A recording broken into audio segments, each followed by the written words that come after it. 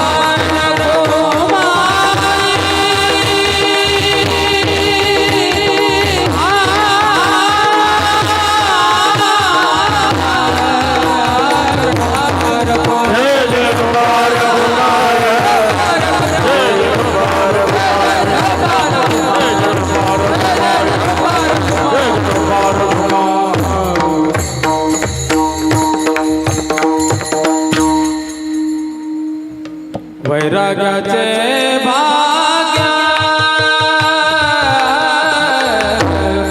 वैराग्याचे भाग्य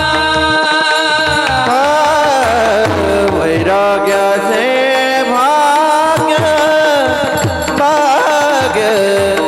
वैराग्याचे भाग्य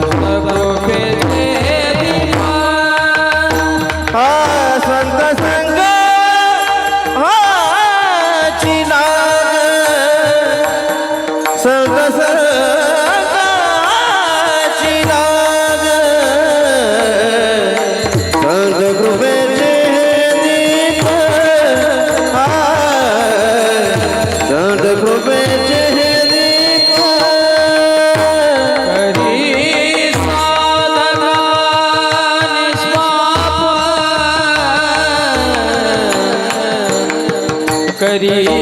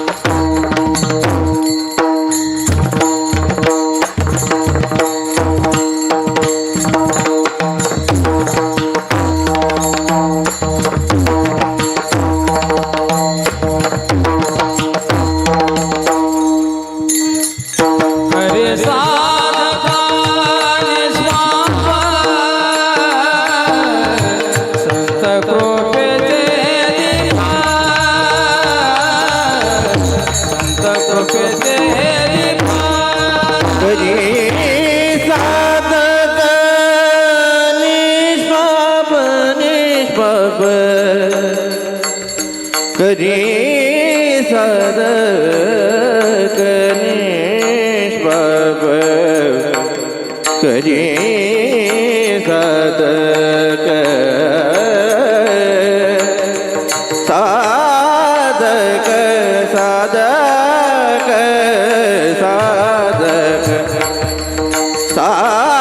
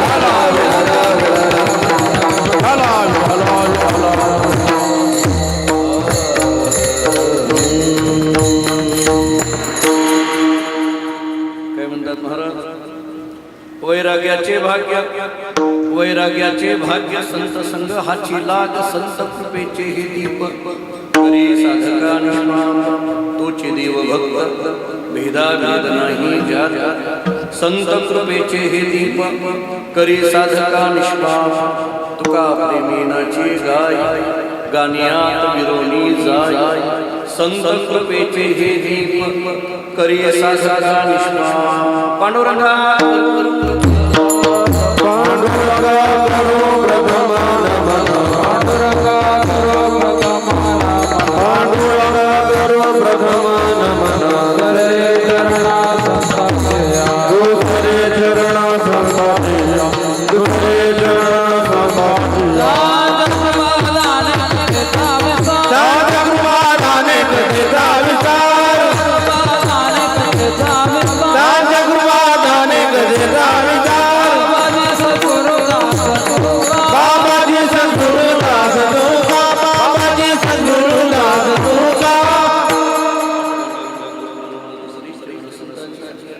त्यांच्या कृपादानी कधीतरी बाबाजी सुदास कामस्तक हे पायावर या वारवारी संसारची पंढरी सारिकाच्या पुन्हा धामणगाव वैकुंठादी आदी श्री विठ्ठल सखा साईराम जो का भक्त विरक्त भूतवटी विख्यात हा बोधला त्या श्री संत सद्गुरु मानपूज चरणी साष्टांग मी घातला विठ्ठला विठ्ठला विठ्ठला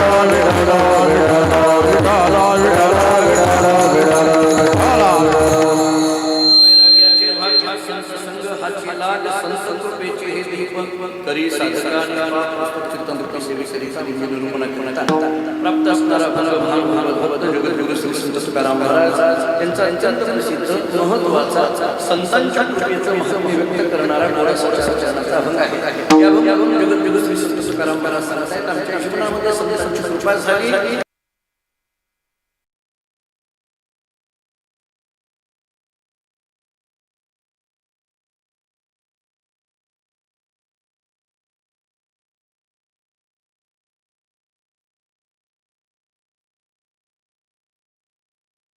का प्रेमीनाची गाय गाण्यात विरोनी जाय अभंगाच्या पहिल्या चरणामध्ये वैराग्याचं भाग्य आहे भेदाभेद नाही ज्याच्या ज्ञानाचं भाग्य आहे आणि गाण्यात विरोनी जाय याच्या भक्तीचं भाग्य आहे वैराग्याचं भाग्य ज्ञानाचं भाग्य आणि भक्तीचं भाग्य ही तीनही भाग्य होण्याला कारण या अभंगाचं चोपद आहे संत कृपेचे हे दीप विठ्ठला विठ्ठला विठ्ठला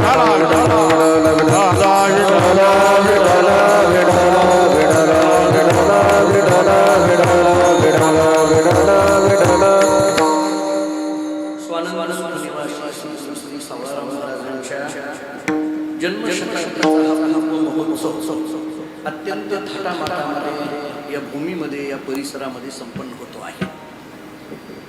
वारकरी संप्रदायाचं कार्य ज्यांच्याकडून खूप मोठ्या पद्धतीने या परिसरामध्ये झालं एव्हाना वारकरी संप्रदाय आज जो आपल्या या परिसरामध्ये एवढ्या मोठ्या पद्धतीने दिसून येतो त्याचं मूळ कारण म्हणजे सद्गुरू श्री सावळाराम महाराज आहेत.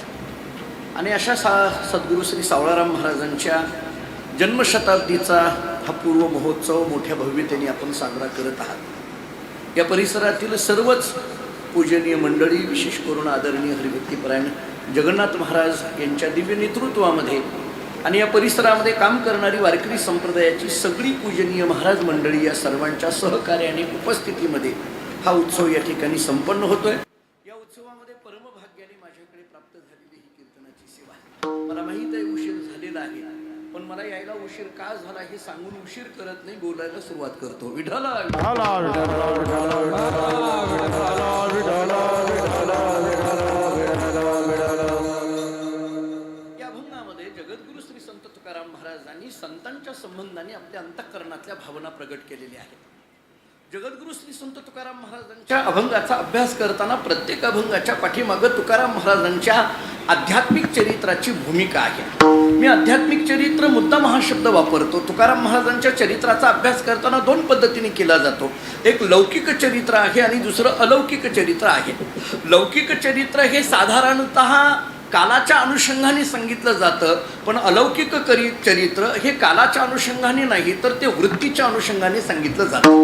मी याकरिता आपल्याला सांगतो की लौकिक चरित्रामध्ये अमुक तारखेला त्यांचा जन्म झाला, अमुक तारखेला त्यांना गुरुपदेश झाला, अमुक तारखेला तिथीला त्यांचं निर्याण झालं वगैरे वगैरे, ह्या सगळ्या लौकिकाच्या भाषा आहेत. परंतु तुकाराम महाराजांचा स्वभाव काय होता, तुकाराम महाराजांची वृत्ती काय होती, तुकाराम महाराजांचं मन काय होतं, तुकाराम महाराजांचं कार्य काय होतं, या अनुषंगाने केलेलं जे चरित्र असतं ते अलौकिक चरित्र असतं. विठ्ठला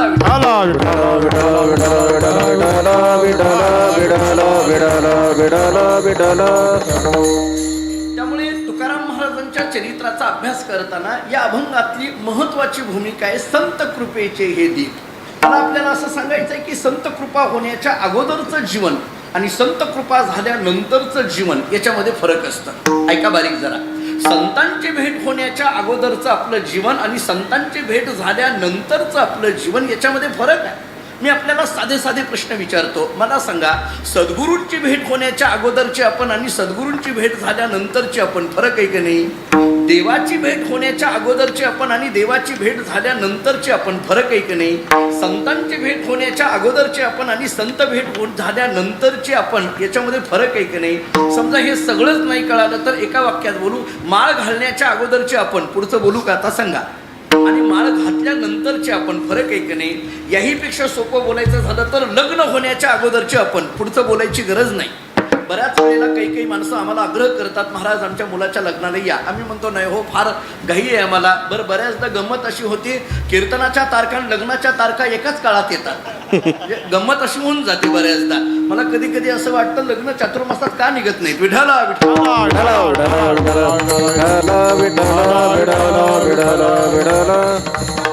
सगळीच आम्ही महाराज मंडळी सगळी प्रवासात असतो. कुणीतरी आम्हाला आग्रह करतं, नाही नाही महाराज आमच्या घरामध्ये लग्न आहे, तुम्ही यायलाच पाहिजे.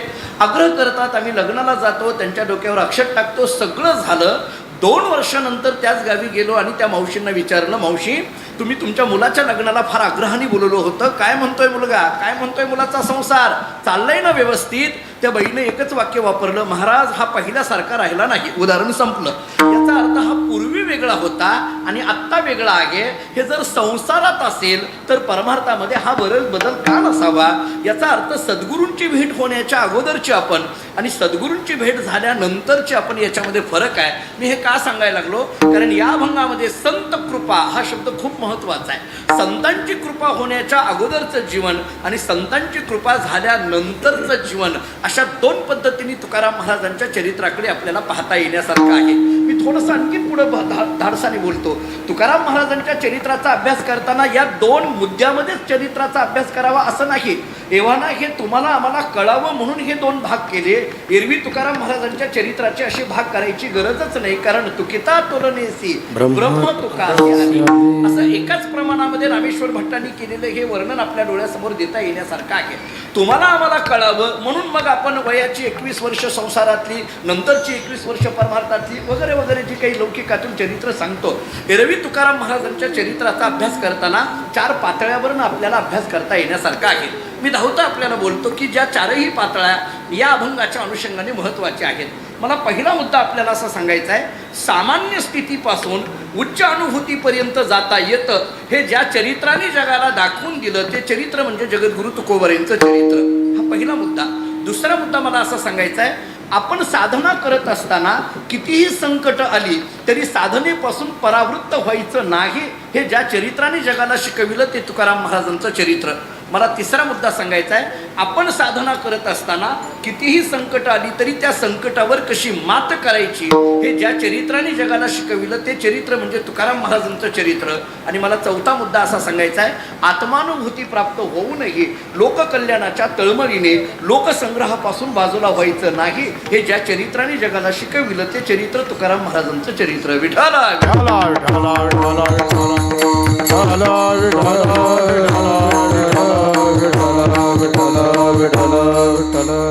या 4ही पातळ्यांचा विचार जरी विस्तार आपल्याला या विचाराच्या अनुषंगाने जरी करता नाही आला तरी मी आपल्याला याचा प्रवेश करताना आपल्याला असं बोलतोय की संत कृपा होण्याच्या अगोदरचं जीवन आणि संतांची कृपा झाल्यानंतरचं जीवन. मी महाराजांच्याच काही शब्दामध्ये सांगून पुढे जातो. आपल्याला माहीत असलेले शब्द आहेत. संत कृपा होण्याच्या अगोदर तुकाराम महाराज सांगतात की मला चिंता वाटायला लागली. तुका म्हणे चिंता वाटे कोण भेटे सांगे सा. देव कृपा करील मज काय लाज राखेल पुसावेसी हेची वाटे जे जे भेटे तयासे. मला प्रत्येकाला अशी चिंता वाटायला लागली की मला देवाची कृपा कधी होईल, हे सांगणारे मला संत कधी भेटतील. याचा अर्थ संत भेट होण्याच्या अगोदर चिंता वाटे. आणि तेच तुकाराम महाराज संतांची भेट झाल्यानंतर मात्र म्हणतात अवघी चिंता वारली. तेच तुकोबाराय बोलतात. म्हणजे अगोदर चिंता वाटे हे प्रमाण घ्या आणि नंतर अवघी चिंता वारली हे प्रमाण घ्या. आणि या दोन्हीच्या मध्ये असलेली तुकोबारांची भूमिका संत भेट होण्याच्या अगोदर चिंता वाटे आणि संत भेट झाल्यानंतर चिंता वारली. विठाला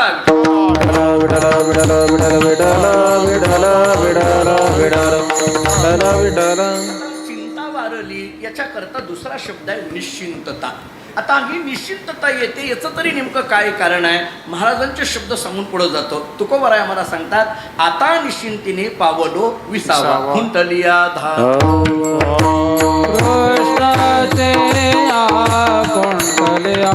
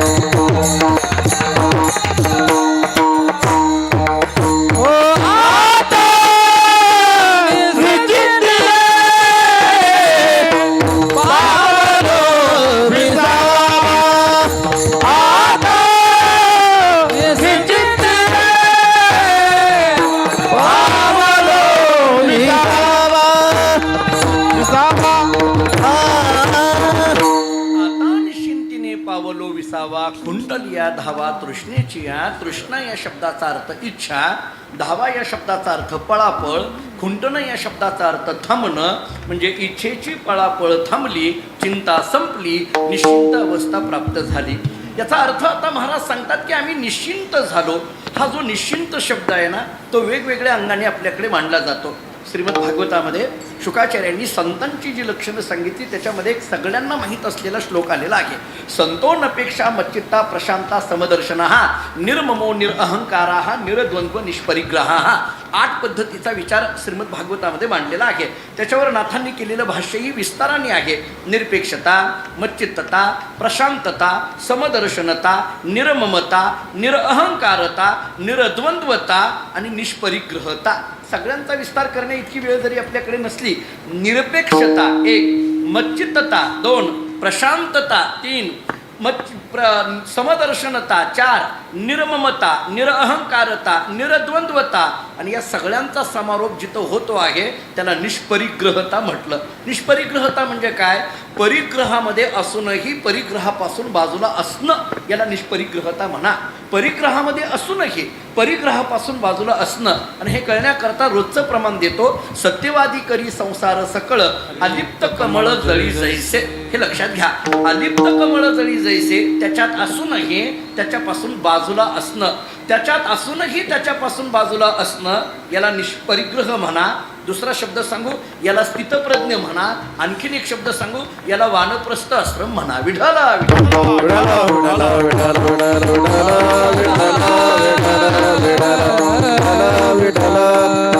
फार कठीण असतं. त्याच्यात असून त्याच्यापासून बाजूला राहणं हे फार कठीण असतं.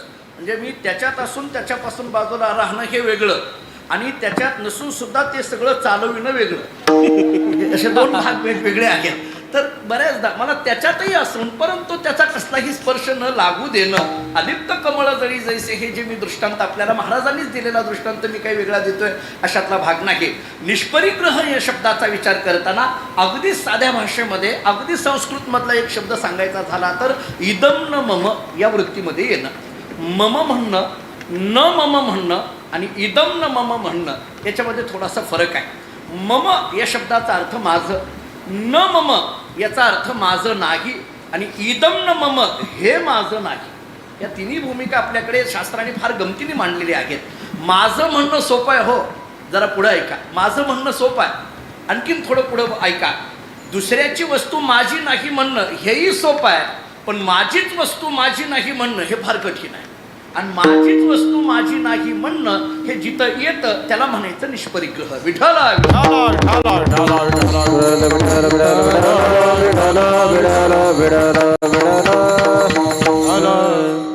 अनेक उदाहरणं या संबंधाने दिली जाता येण्यासारखी आहेत. मी अनेक वेळेला रामायणातला शत्रुघ्नाचा विचार मांडतो. अनेक वेळेला रामायणामध्ये जी काही वेगवेगळी व्यक्तिमत्व आहेत किंवा पात्र आहेत याच्यामध्ये राम या व्यक्तिमत्वाचा बऱ्याच वेळेला आपल्याकडे अभ्यास केला जातो. लक्ष्मणाचाही बऱ्याचदा आपल्याकडे अभ्यास केला जातो. भरतांचंही बऱ्याच वेळेला आपल्याकडे चरित्र सांगितलं जातं. बहुतांशी वेळेला शत्रुघ्नाचं चरित्र काही फारसं सांगितलं जात नाही. याचा अर्थ रामायणामध्ये त्यांनी काही केलं नाही अशातला भाग नाही. रामायणामधला हा शत्रुघ्न फार महत्त्वपूर्ण आहे. मी आपल्याला त्याचा विचार सांगतो. अतिशय महत्त्वपूर्ण. कारण मी आपल्याला एकच साधा प्रश्न विचारतो. साधा प्रश्न आहे माझा. राम लक्ष्मण 14 वर्ष वनवासामध्ये होते. भरत 14 वर्ष नंदीग्रामामध्ये होते. मग माझा एवढाच प्रश्न आहे, 14 वर्ष अयोध्येतील प्रजेच्या सुखदुःखामध्ये कोण सहभागी होतं? 14 वर्ष कौसल्या, सुमित्रा आणि कैकेयी या तीनही मातेची कोणी सेवा केली? या सगळ्या प्रश्नाचं उत्तर एकच येत आहे आणि त्याचं नाव शत्रुघ्न. ऐका, म्हणजे 14 वर्ष तो सेवा करतोय. 14 वर्ष त्यानं कष्ट केलेले आहेत. 14 वर्ष त्यानं कामं केलेली आहेत. थोडं आणखीन पुढे बोलतो. 14 वर्ष इतकं करूनही शत्रुघ्नाच्या मुखामध्ये रामायणामध्ये कुठेही एक वाक्य नाहीये की हे सगळं मी केलं, असं कुठेही वाक्य नाहीये. 14 वर्ष सेवा करूनही तो मी केलं असं कधीच म्हणत नाही. मला गमतीने एकच वाक्य सांगायचं आहे, जी माणसं काम करत असतात ती कधी मी केलं असं म्हणत नसतात आणि जी मी केलं असं म्हणतात बहुतेक ती करत नसतात. हे कंसातला, कारण हा फार गमतीचा आहे महाराज. एवढं करूनही कुठंही त्याच्या मुखामध्ये दिलेलं जात नाहीये. हे मी केलं असं कधीही कुठेही येत नाही. मला आणखीन शत्रुघ्नाबद्दल आणखीन एक वेगळं वाटतं. जरा बारीक आहे का? काही नाही. ते सगळं ते अयोध्येची जी चर्चा ज्या राजगादीच्या संबंधाने चाललेली आहे, ते राजगादी म्हणा, राजसिंहासन म्हणा किंवा आपल्या अगदी सोप्या शब्दामध्ये खुर्ची म्हणा, हे जरा आपल्याला जास्त कळत आहे. आता ती राजगादी असेल, राजसिंहासन असेल, ती काही खुर्ची असेल, त्याच्यावर ही सगळा गोंधळ त्याच्या भोवती फिरतोय. बरोबर आहे. आता मला आपल्याला असं विचारायचं आहे, राम लक्ष्मण 14 वर्ष त्या राजगादीवर बसले नाहीत, वनवासामध्ये होते. 14 वर्ष बसले नाहीत, वनवासामध्ये होते, मान्य. भरतजी 14 वर्ष त्या राजगादीवर बसले नाहीत, ते नंदीग्रामामध्ये होते, मान्य. पण आता थोडंसं मला पुढं बोलायचं आहे. राम लक्ष्मण त्या राजगादीपासून 14 वर्ष कोसो दूर होते. हो, ती राजगादी डोळ्यासमोर नव्हतीच. राम लक्ष्मणांच्या 14 वर्ष ती राजगादी डोळ्यासमोर नव्हतीच. थोडं आणखीन पुढे ऐका. भरतजी 14 वर्ष नंदीग्रामामध्ये होते, म्हणजे ती राजगादी त्यांच्याही डोळ्यासमोर नव्हती. पण मला आश्चर्य याचं वाटतंय, त्या अयोध्येमध्ये त्या राजगादीच्या समोरून दिवसातून कित्येक फेऱ्या शत्रुघ्नाच्या मांडल्या जात होत्या. कित्येक वेळेला शत्रुघ्न त्या राजगादीच्या समोरून जात होता. नवे कित्येक वेळेला त्या राजगादीकडे बघितलं जात होतं. मला शत्रुघ्नाचं कौतुक एवढंच वाटतं की राजगादी दिवसातून कित्येक वेळेला बघून सुद्धा एकदाही त्याच्यावर बसावं असं मनामध्ये येत नाही. याच्यामध्ये शत्रुघ्न किती श्रेष्ठ आहे हा विचार करा. डोळ्यासमोर असूनही ना, समोर आहे. मी जरा थोडं पुढं बोलू. जी वस्तू समोरच नाही ती वस्तू मला नको आहे हे म्हणणं सोपं असतं, पण समोर असून ती वस्तू नको म्हणणं हे फार कठीण असतं. थोडं आणखीन पुढं बोलू का? अलीकडे काही लोक आमच्यात म्हणतात आम्ही घेत नाही. तुम्हाला कोणी देतच नाही तर घ्यायचं का? अरे पण तुम्हाला द्यायला लागल्यानंतर मग जेव्हा तुम्ही घेत नाही म्हणता, हे नको म्हणणं फार कठीण असतं. शत्रुघ्नाने नको हा शब्द जो आहे ना, आपल्याकडे आता आपण सगळीच अत्यंत विद्वान मंडळी आहात. त्या वेदांतामध्ये प्रसक्त प्रतिषेध आणि अप्रसक्त प्रतिषेध असे दोन शब्द आहेत. म्हणजे प्राप्तिपूर्वक निषेध आणि अप्राप्तिपूर्वक निषेध. म्हणजे वस्तू प्राप्त झाल्यानंतर ती वस्तू नको म्हणणं आणि वस्तू प्राप्तच नसताना ती वस्तू नको म्हणणं. याच्यामध्ये नको हा शब्द जो आहे ना तो खूप महत्त्वाचा आहे. नको हा शब्द, हो म्हणणं सोपं असतंय, नको म्हणणं अवघड असतंय. हो म्हणणं सोपं असतंय. एखाद्याने कीर्तनाची तारीख दिली, हो म्हणायला अवघड नाही, लगेच आपण हो म्हणतो. पण त्यांनी नारळ द्यायला लागला, नाही म्हणत नाही आपण. आणि त्यात पाकिटासह तर अजिबात नाही म्हणत नाही, कारण त्या नको म्हणण्याला फार ताकद लागते. नको म्हणणं याच्यामध्ये फार सामर्थ्य आहे. शत्रुघ्नाच्या डोळ्यासमोर राजगादी आहे, पण त्या शत्रुघ्नाला कधीही त्या राजगादीवर बसावं असं एकदाही मनामध्ये येत नाही. याच्यावरनं भावार्थ रामायणामध्ये शत्रुघ्न शब्दाचा अर्थ करताना असा केलाय, शत्रूचं हनन करणारा तो शत्रुघ्न. पण कोणत्या शत्रूचं? अहंकार रूपी शत्रूचं हनन करणारा तो शत्रुघ्न असा अर्थ केलाय.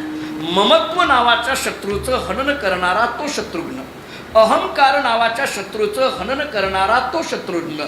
याचा अर्थ शत्रुघ्न शब्दाचा हा जो वेगळा अर्थ सांगितलाय, म्हणजे समोर असूनही त्याच्याबद्दल ममत्व नसणं, या स्थितीला निष्परिग्रह असं म्हटलं जातं.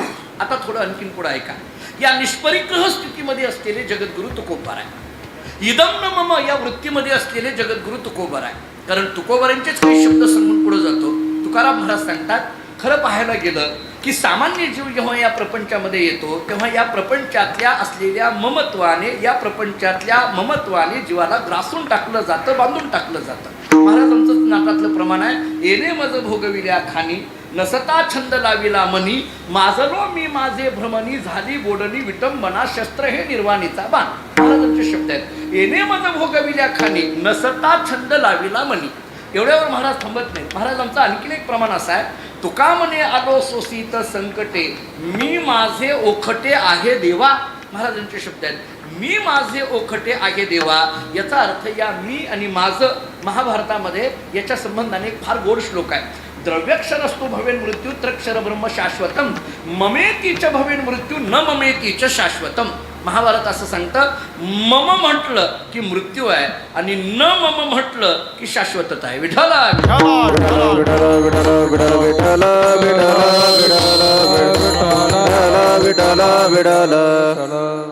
कितीतरी उदाहरणं देता येण्यासारखे. आमच्याकडे कर्नाटकामध्ये एक सिद्धेश्वर महास्वामीची होऊन गेले. ते फार गोड उदाहरण द्यायचे. ते असं सांगायचे की हातावर शून्य काढला, या शून्यामध्ये काही भांडणं आहेत का? असं कोणी म्हणेल का की अर्धा शून्य माझा आणि अर्धा शून्य तुमचा, या शून्यामध्ये काही भांडणं नाही. पण या शून्याच्या पुढे एक लावला, किती झाली संख्या? 10. या 10 मध्ये मात्र भांडणं आहेत, 5 माझे आणि 5 तुझे. याचा अर्थ ते असं म्हणायचे, आकारामध्ये भांडणं आहेत, निराकारामध्ये शांतता आहे. जिथं जिथं आकार आहे तो भांडणाला कारण आहे, जिथं जिथं आकार आहे तो द्वंद्वाला कारण आहे, जिथं जिथं आकार आहे तो परिग्रहाला कारण आहे. आणि मग आकारात राहूनही त्या परिग्रहापासून बाजूला राहणं ही जी स्थिती येते त्याला निष्परिग्रह म्हटलं जातं. जगद्गुरु श्री संत तुकाराम महाराज या निष्परिग्रह स्थितीमध्ये आहेत. त्याला आश्चर्य वाटलं, एखाद्या माणसाकडे प्रपंचात तो जर नसेल तर त्याच्या ठिकाणची विरक्ती शोभून दिसते, पण प्रपंचात असूनही त्या प्रपंचाबद्दलची विरक्ती येणं हे काही अलौकिक वाटायला लागलं. आणि म्हणून एक मनुष्य तुकाराम महाराजांच्या जवळ गेला आणि तुकाराम महाराजांना म्हणायला लागला, महाराज तुम्ही एवढे आनंदी दिसता, एवढे प्रसन्न दिसता, एवढे समाधानी दिसता.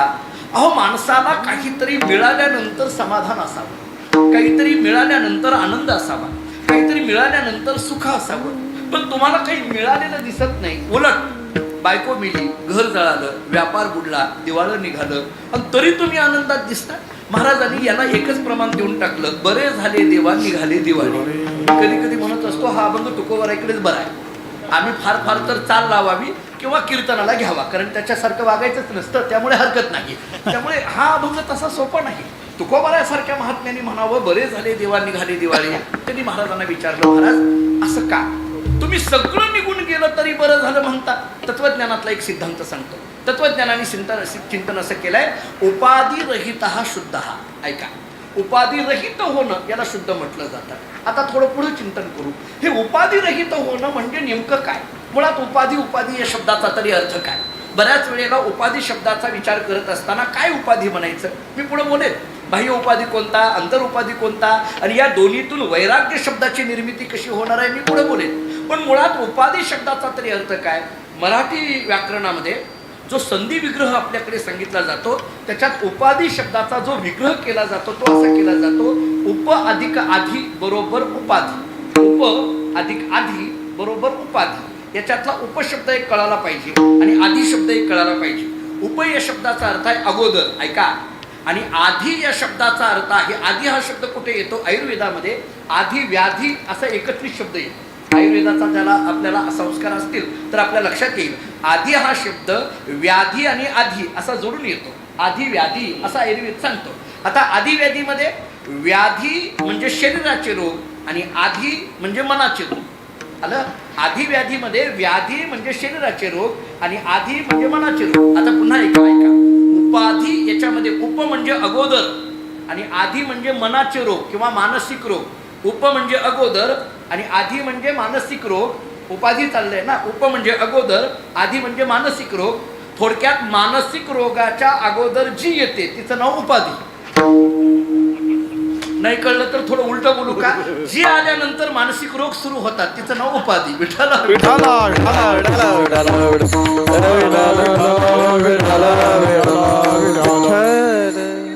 सांगतो याच्यातला भाग नाही, इथंच अर्थ आहे. म्हणजे उप आणि आधी याच्यातला विचार जर केला तर आधी म्हणजे मानसिक रोग ना, आणि उप म्हणजे अगोदरच ना. म्हणजे जी आल्यानंतर मानसिक रोग सुरू होतात किंवा मानसिक रोगाच्या अगोदर जी येते ती उपाधी. थोडं पुढं बोलायचं झालं तर उपाधी दोन पद्धतीचा. ऐका, एक बाह्य उपाधी आहे आणि दुसरा अंतर उपाधी आहे. शब्दशः अर्थ कळण्यासारखे आहेत. जो आकाराचा उपाधी आहे, जो दिसणारा उपाधी आहे त्याला बाह्य उपाधी म्हणा. जो दिसत नाही पण त्रासदायक आहे त्याला अंतर उपाधी म्हणा. ते आपल्याला त्याची खुलाशी करून जातो. आपलं असणारं घर किंवा आपली असणारी स्थावर मालमत्ता, आपल्याकडे असलेल्या आकारमान वस्तू या सगळ्या उपाधीच सांगितल्या जातात, पण त्याला बाह्य उपाधी म्हटलं जातं. आता दुसरा प्रकार आहे अंतर उपाधी. हा अंतर उपाधी दोन पद्धतीने सांगितला. काय सूक्ष्म चिंतन शास्त्राने केलंय. अंतर उपाधी दोन पद्धतीने सांगितला. एक अविद्या संघातला अंतर उपाधी आहे आणि दुसरा विद्या संघातला अंतर उपाधी आहे. मी सोपे दृष्टांत देऊन पुढे जातो. पहिला उपाधी बाह्य उपाधी म्हणजे आकाराचा, काय जे असेल ते आकाराचा. आता थोडं पुढे बोलतो. बाह्य उपाधी जरी त्याग झाला तरी अंतर उपाधी त्याग करणं फार कठीण असतं. एखादा मनुष्य आपल्या बाह्य उपाधीचा त्याग करेल पण अंतर उपाधीचा त्याग करणं त्याच्या दृष्टीने फार कठीण असतं. मी आपल्याला त्याची गमतीची काही उदाहरणं सांगून पुढे जातो. हा जो त्याग शब्द आहे की नाही, हा त्याग शब्द बाह्य उपाधीवर अवलंबून नाही. मी महाराजांचंच प्रमाण देतो. त्याग तरी ऐसा करा अहंकारा दवडावे, महाराजांचे शब्द आहे. त्याग तरी ऐसा करा अहंकारा दवडावे. ते त्याग असावा कशाचा? आपल्याकडे काय आहे जरा थोडं स्पष्ट बोलून पुढे जातो. संन्यस्त हा शब्दाचा विचार करताना, संन्यासी या शब्दाचा विचार करताना मी बोलत नाही, ज्ञानोबाराय बोलतात. ज्ञानोबाराय काय बोलतात? मी माझी ऐसी आठवण विसरले जयाचे अंतःकरण पार्था तोची संन्यासी जाण निरंतर. जे काही ज्ञानोबारायांचे शब्द आहेत ते सगळ्यांच्या ऐकण्यात ते आहेत. मी माझी ऐसी आठवण विसरले जयाचे अंतःकरण. ज्याचं मी आणि माझं निघून गेलेलं आहे, ज्ञानोबाराय म्हणजे भगवान अर्जुनाला सांगतात त्यालाच संन्यासी म्हणायचं, त्याला संन्यस्त म्हणायचं. जुने कीर्तनकार एक उदाहरण द्यायचे. दोन संन्यासी रस्त्याने निघाले, भगवे कपडे धारण केलेले, दोन रस्त्याने निघाले संन्यासी. आणि मग जात असताना एका नदीच्या काठावरनं एक स्त्री पाणी भरायला काही पाणी आणायला गेली, नेमकं ती पाण्यामध्ये पडली. पडल्याबरोबर ती बुडायला लागली, तिला पोहायला येत नव्हतं आणि मग ती ओरडायला लागली, हाका मारायला लागली, बुडायला लागले, कुणीतरी वाचवा कुणीतरी वाचवा. हाका मारायला लागल्याबरोबर आता ह्या काठाने हे दोघंच संन्याशी चाललेले. त्या दोघांच्याही कानावर ते शब्द आले की ही स्त्री बुडायला लागलेली आहे आणि वाचवा वाचवा असं म्हणायला लागलेली आहे. पहिल्या संन्याशीने दुसऱ्याला सांगितलं, अरे ती बाई बुडायला लागली आहे, चल तिला वाचूया. तो दुसरा म्हटला, अरे अरे नाही नाही, आपण संन्यासी आहोत, आपण असं स्पर्श करू शकत नाही. तो म्हटला, स्पर्श नाही, फक्त वाचवायचं आहे तिला, ती बुडायला लागलेली आहे, ती बुडायला लागली, हाका मारायला लागली, तिला बाहेर काढलं पाहिजे. तो म्हटला, नाही नाही, आपण संन्यासी आहोत, असं कोणाला वाचवू शकत नाही, कोणाला बुडवू शकत नाही, आपण संन्यासी आहोत, असं करू शकत नाही. तो म्हटला, अरे आपण संन्यासी असण्याच्या अगोदर माणूस आहोत, याचा तरी जरा विचार करावा आणि मानवता जो काही धर्म आपल्याकडे सांगितला त्याच्या संबंधाने आपल्याला जरा विचार केला पाहिजे, वाचवलं पाहिजे. तो म्हटला, नाही नाही, आपण तसलं करू शकत नाही.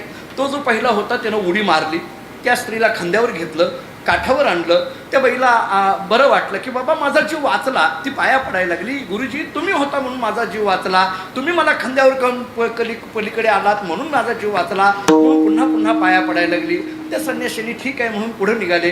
तो जो दुसरा संन्याशीने हे निघालेले होते ना, तो दुसरा होता ना, तो म्हटला जरा बाजूला सरक, बाजूला सरक. तो म्हटला, का तू त्या स्त्रीला स्पर्श केलाय ना, तुझा संन्याशीपणा कलंकित झालाय, सरक जरा बाजूला सरक. म्हटलं, हे बघ तसं काही वाटून घेऊ नको, अरे बाबा ती बुडायला लागली होती, तिला वाचवणं हे आपलं काम होतं म्हणून मी तिला स्पर्श केला. नाही नाही नाही, तुझा संन्याशीपणा संपला, सरक बाजूला. तू नदीमध्ये उडी टाकली, तिला खांद्यावर घेतलं, काठावर घेऊन आला, तुझा संन्याशीपणा संपला. नदीमध्ये उडी टाकली, खांद्यावर घेऊन आला, काठावर घेऊन आला, तुझा संन्याशीपणा संपला. 1 तासभर तो बोलत होता.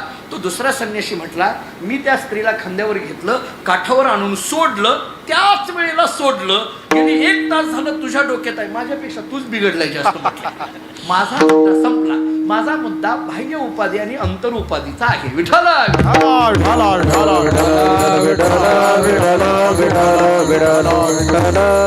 बाह्य उपाधीचा त्याग होणं एखाद्या वेळेस शक्य आहे, हो, पण अंतर उपाधीचा त्याग होणं फार कठीण आहे. हा अंतर उपाधीचा पुन्हा 2 पद्धतीने सांगितला.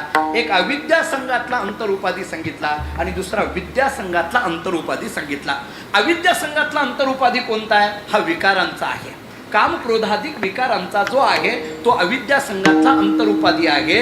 आणि आता थोडं पुढं बोलेल, कारण हे विकार कोणत्या रूपाने आतमध्ये येतील सांगता येत नाही, कोणत्या पद्धतीने आतमध्ये येतील सांगता येत नाही. सांगू तुम्हाला, काही काही गोष्टी दिसत नसतात पण त्रासदायक असतात. काही काही गोष्टी दिसत नसतात. अहंकार दिसत नाही पण तो त्रासदायक आहे. क्रोध दिसत नाही पण तो त्रासदायक आहे. कुठून आतमध्ये येतो सांगता येत नाही. आमच्याकडे एक उदाहरण दिलं जातं.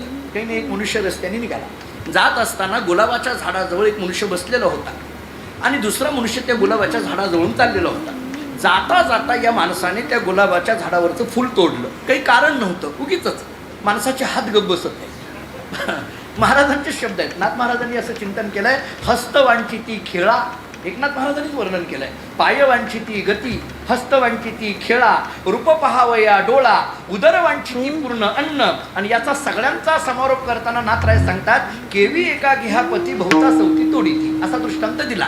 हस्तवंचिती खेळा, हात माणसाचे गप्प बसत नाहीत, काही ना काहीतरी करत राहतात. अहो, चालू कीर्तनामध्ये मागचा माणूस पुढच्या माणसाला डोचत राहतो, त्याचं कारण हात गप्प बसत नाही. काही काही वेळेला मुद्दा पटले की अलीकडे टाळ्या वाजवायची सवय आहे. मी एका भागामध्ये गेलो, तिथं एका माणसाला मुद्दा पटल्यानंतर चापट मारायची सवय होती.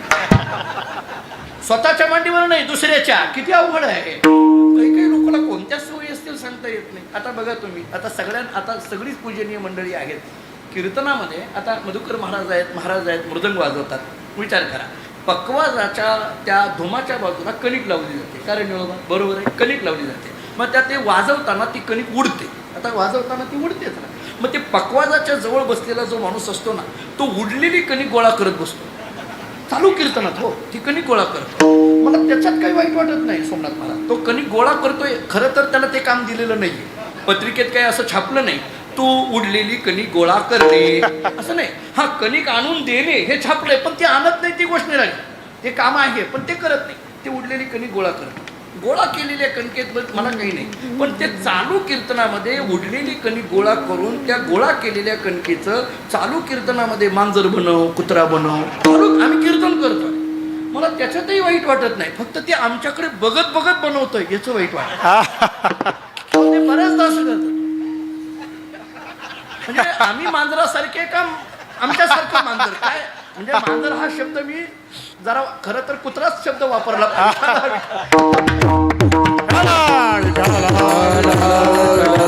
विठ्ठल हात गप बसत नाही. हस्तवांची ती खेळा महाराजांचे शब्द आहेत. थोडं पुढं ऐका.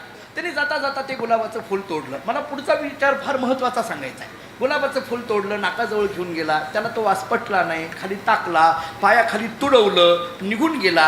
गुलाबाच्या झाडाजवळ बसलेल्या माणसाने त्या गुलाबाकडे पाहिलं आणि त्या गुलाबाला विचारलं, अरे तुला त्या माणसाने तोडलं, नाकाजवळ घेऊन गेला, तुझा वास त्याला पटला नाही, पायाखाली तुडवलं, निघून गेला, तू त्याला शाप दिला असशील ना, तुला त्याच्याबद्दल राग आला असेल ना.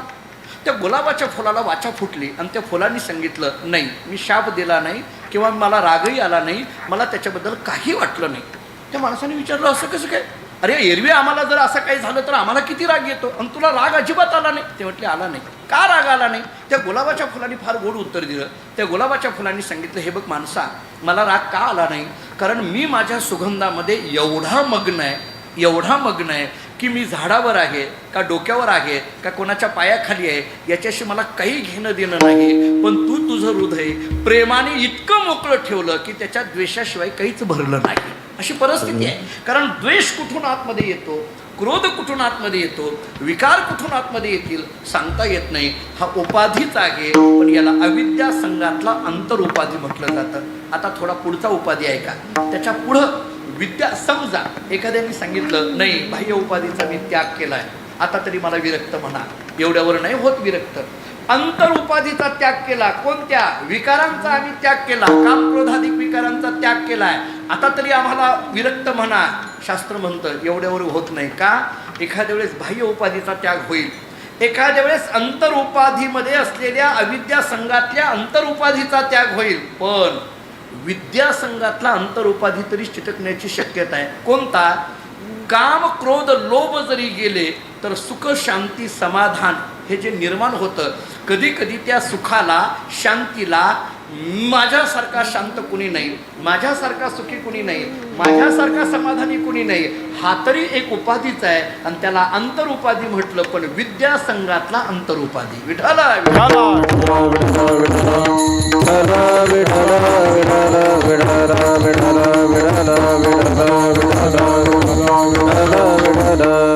विद्या संघातला अंतर उपाधी असण्याची राहण्याची शक्यता आहे.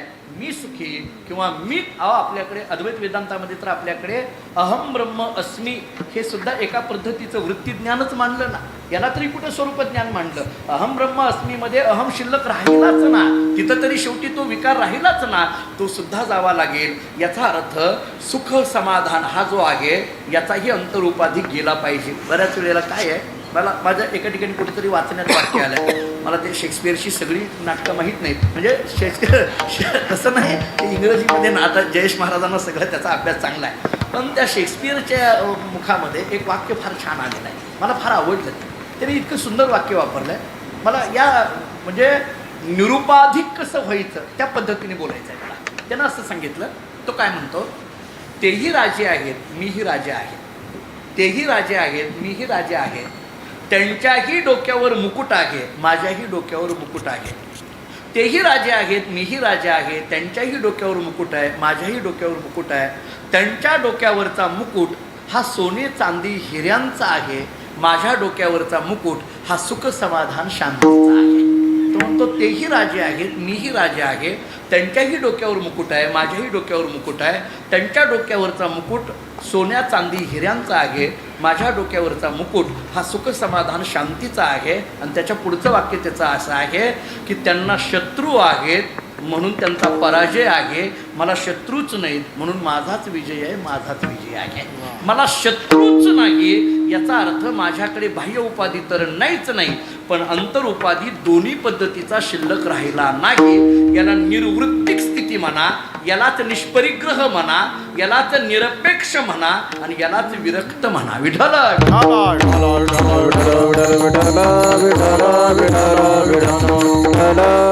जगद्गुरु श्री संत तुकाराम महाराज या स्थितीमध्ये आहेत.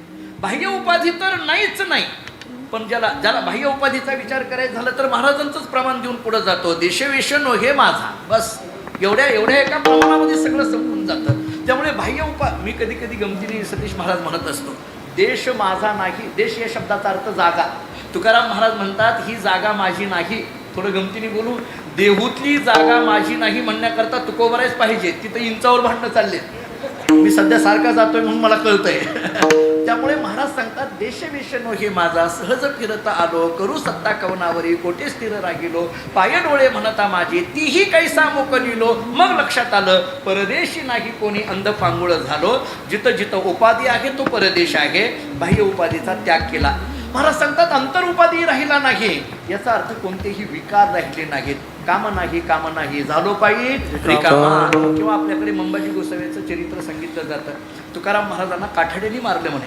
मंबाजी गोसावीने काठाड्याने मारलं. जगद्गुरु तुकोबारा पांडुरंगाच्या, मला हे जेव्हा चरित्र वाचतो तेव्हा आश्चर्य वाटतं. म्हणजे मंबाजी गोसावी रोज तुकाराम महाराजांचं कीर्तन ऐकायला असायचा. तुकाराम महाराजांचं कीर्तन ऐकायला असायचा आणि त्यांनी काठाड्याने मारलं. ऐकायला येणार आहे, विठ्ठला विठ्ठला विठ्ठला. खरंच लक्षात राहिलं पाहिजे. आता चला, आता मला पुढं काय बोलायचं आहे. मंबाजी गोसावी काठाड्याने मारलं. तुकोबाराय देवाच्या मंदिरात जातात, पांडुरंगाच्या मंदिरात जातात. सगळी लोक म्हणतात की आता तुकाराम महाराज देवाला तक्रार सांगणार. तुकाराम महाराज देवाच्या जवळ जातात आणि देवाला सांगतात, देवा, त्या मंबाजी गोसावींनी मला काठाड्याने मारलं. ही तक्रार घेऊन देवा मी तुझ्याकडे आलो नाही. ऐका शब्द, ही तक्रार घेऊन देवा मी तुझ्याकडे आलो नाही. तो मंबाजी गोसावी मला काठाड्याने मारत असताना सुद्धा त्याच्याबद्दल माझ्या मनात राग निर्माण होऊ दिला नाही. देवा, ही तुझी कृपा आहे हे सांगायला मी आलो. याचा अर्थ माझ्याकडे आता क्रोधही राहिला नाही, कामही राहिला नाही, अहंकारही राहिला नाही. याचा अर्थ आता कोणतेही विकार राहिले नाहीत. याला अंतर उपाधीचा त्याग म्हणा. मग विद्यासंघातलाही अंतर उपाधी राहिला नाही आणि अविद्यासंघातलाही अंतर उपाधी राहिला नाही. असं निरुपाधिक झालेले जगद्गुरु तुकोबाराय, चेहऱ्यावरची प्रसन्नता, आनंद. आणि हे सगळं बघून एकाने विचारलं, महाराज, हे सगळं तुम्ही निघून गेलं म्हणून बरं झालं म्हणता. निघून जाण्याला कुठं बरं झालं म्हणत असतात का? निघून झाल्याला, अहो मला सांगा, जगामध्ये मिळण्याला बरं झालं म्हणत असतात. महाराजांनी सांगितलं, बाबा, हे निघून गेलं बरं झालं नव्हे. हे सगळं निघून गेलं माझ्या जीवनातली आनंदाची गोष्ट आहे. हे सगळं निघून गेलं माझ्या जीवनातली धन्यतेची गोष्ट आहे. हे सगळं निघून गेलं माझ्या जीवनातली भाग्याची गोष्ट आहे. त्यांनी आश्चर्याने विचारलं, महाराज, निघून जाण्याला कुठं भाग्य म्हणतात का? अहो, येण्याला भाग्य म्हटलं जातं. लॉटरीचं तिकीट लागणं हे भाग्याचं आहे का? पाकिट चोरीला जाणं हे भाग्याचं आहे? लॉटरीचं तिकीट लागणं हे भाग्याचं आहे ना. पाकिट चोरीला जाणं याला कुठं भाग्य म्हटलं जातं का? मग जाण्याला भाग्य नाही, मिळण्याला भाग्य म्हटलं जातं. तुम्ही तर जाण्याला भाग्य म्हणायला लागला. नेमकं या भाग्याचं नाव तरी काय? व्यवहारामध्ये भाग्याची नाव आहेत. ज्याचं लग्न झालं नाही त्याला लग्न झालं की म्हणतात दाराप्राप्तीचं भाग्य. मुलगा होत नव्हता त्याला मुलगा झाला, पुत्रप्राप्तीचं भाग्य. पैसा मिळत नव्हता त्याला पैसा मिळाला, धनप्राप्तीचं भाग्य. पण तुम्ही ममत्व जाणं याला भाग्य म्हणता. ममत्व जाणं नावाचं जे भाग्य आहे त्या भाग्याचं नाव तरी काय? त्याचं नाव अभंगाचं पहिलं.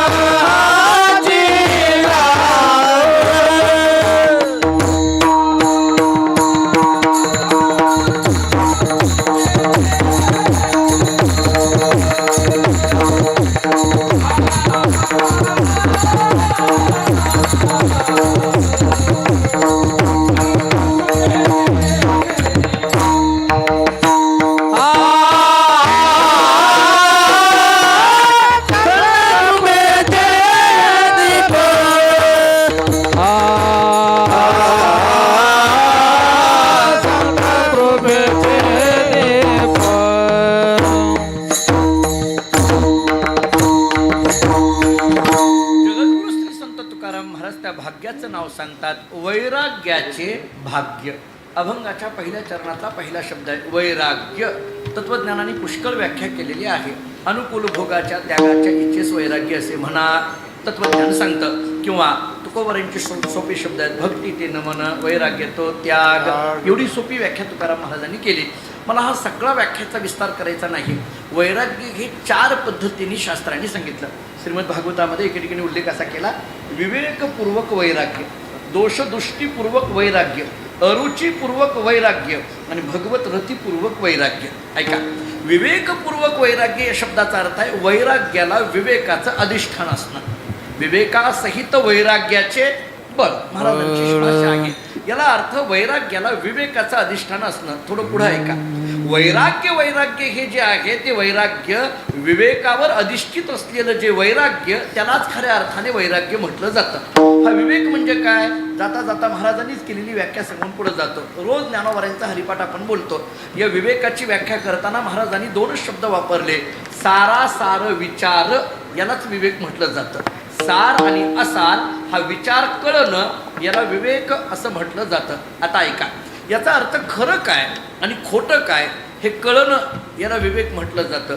आणि खरं काय आणि खोटं काय हे कळणं नावाचा जो विवेक आहे त्या विवेकावर अधिष्ठित असलेलं जे वैराग्य आहे त्याला विवेकपूर्वक वैराग्य म्हणा. विठाला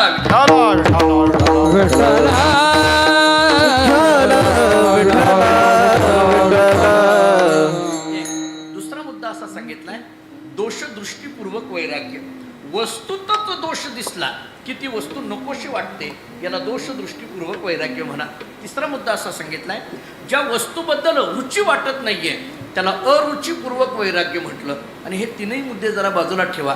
मला 4था मुद्दा महत्त्वाचा सांगायचा आहे. भगवत रतीपूर्वक वैराग्य म्हणजे भगवंताच्या नामस्मरणामध्ये रत झाल्यानंतर निर्माण होणारी जी विरक्ती आहे. महाराजांच्या भाषेत बोलायचं झालं तर विठ्ठले हे चित्त प्रपंचापासून वमनते मनी बैसलेसी. ऐका, वमनती मने बैसलेसे. विठ्ठले हे चित्त प्रपंचापासून त्या प्रपंचाबद्दलच्या चर्चा सुद्धा कानावर ऐकू वाटत नाहीत याला खऱ्या अर्थाने वैराग्य म्हटलं जातं. आणि मला वाटतं असं वैराग्य मूर्तिमंत ज्यांच्याकडे दिसत होतं ते सद्गुरू सावळाराम महाराज होते. ज्यांना प्रपंचाची चर्चा सुद्धा आवडत नव्हती. मी जयेश महाराजांनी मला काही थोड्याफार गोष्टी दुपारी सांगितल्या. जगन्नाथ महाराजांच्या मुखातून अनेक वेळेला काही गोष्टी मी ऐकल्या. किंवा या भागामध्ये जेव्हा जेव्हा मी महाराजांच्या संबंधाने इथं कीर्तनाच्या सेवेकरिता येतो तेव्हा तेव्हा महाराजांबद्दल अनेक गोष्टी अनेक कथा सांगणारी मंडळी आजही इथं समोर उपस्थित आहेत की त्यांना प्रपंचाबद्दल फारसं बोललेलं. बऱ्याच वेळेला अशी गंमत असते महाराज, माणसाला कोणापुढे काय बोलावं किती वेळ बोलावं काहीच कळत नसतं. बऱ्याचदा काही बोलावं कळत नाही. अहो कधी कधी फोन सुद्धा का लावायचा माहीत नाही, कशा करता लावायचा माहीत नाही, का लावायचा असतो काही नाही. कधी कधी बघा आम्हाला काही काही लोक फोन करतात. आम्ही जर म्हटलं का हो काय काम, काही नाही उगीच कसं काय चाललंय, अरे तुला काय करताय आमचं आम्ही बघू ना. कधी कधी माणसं विनाकारण. प्राचार्य शिवाजीराव भोसले सर याच्यावर फार छान म्हणायचे, व्याख्यानामध्ये फार चांगलं बोलायचे. मला सगळा विस्तार सांगायचा. काय बोलावं, किती बोलावं, कसं बोलावं, बोलण्याचं कारण तरी. अहो तुकोबारांचे अभंग वाचले म्हणजे कळेल. तुकोबारा तर सांगतात बोलण्याची नाही आता देवाविन काही, आता देवाविन काही बोलण्याची नाही. आता देवाशिवाय काही बोलायचा विषयच राहिला नाहीये. मला वाटतं याला खऱ्या अर्थाने विरक्ती म्हटलं जातं. भगवत रतीपूर्वक वैराग्य याला म्हटलं जातं. थोडंसं पुढं चला. वैराग्य शब्दाचा अर्थ कळाला, वैराग्याचे काही प्रकार कळाले. पण महाराज सांगतात हे सगळं वैराग्य आमच्या ठिकाणी आलं याला एकच कारण आहे, संत संग हाची लाग. लाग या शब्दाचा अर्थ मार्ग. त्यामुळे या प्रमाणाचा अर्थ माझ्या दृष्टीने असा होतो, संत संगती हा असा एकमेव मार्ग आहे की जो वैराग्याच्या भाग्यापर्यंत घेऊन जातो. संत संग. मला कधी कधी आश्चर्य वाटतं महाराजांनी एवढे शब्द का ठेवले संत संग. मी 2-3 कारणं सांगून पुढे जातो. ऐका, ज्ञानोबारायांनी हरिपाठामध्ये मुक्ती मिळवण्याकरिता देवाच्या दारामध्ये क्षणभर उभा राहावं लागेल असं सांगितलं. देवाचे द्वारी उभा क्षणभरी तेने मुक्तीचारी साधलेल्या तौलनिक दृष्टिकोनातून अभ्यास करायचा झाला तर मुक्ती मिळवण्याकरता देवाकडे एका क्षणाची गरज आहे, पण तीच मुक्ती मिळवण्याकरता संतांकडे अर्ध्या क्षणाची गरज आहे. अर्धा क्षण घडता संतांची संगती तेने होय शांती महत पापा. त्यामुळे मुक्ती करता देवाकडे एका क्षणाची गरज आहे, पण तीच मुक्ती मिळवण्याकरता संतांकडे मात्र अर्ध्याच क्षणाची गरज आहे. थोडं पुढं बोलू. देव सारावे परते, संत पूजावे अरते, म्हणून संत संग हाची लाग.